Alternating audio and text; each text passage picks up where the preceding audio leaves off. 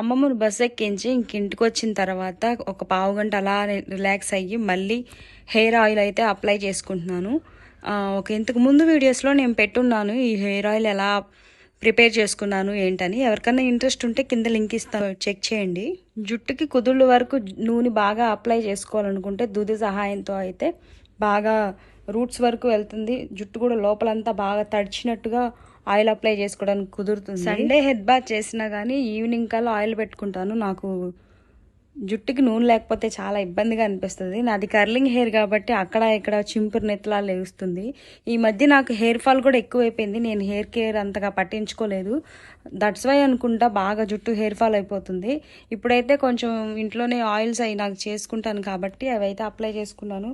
కొంచెం ఆయిల్ అంతా అప్లై చేసుకున్నాక చాలా మనశ్శాంతిగా ఫ్రీగా అనిపించింది. రేపు టిఫిన్లోకి మార్నింగ్ మినపప్పు నానబెట్టి ఉంచాను. ఇంకా అది వాష్ చేసుకొని చట్నీ అవన్నీ ప్రిపేర్ చేసుకుంటున్నాను.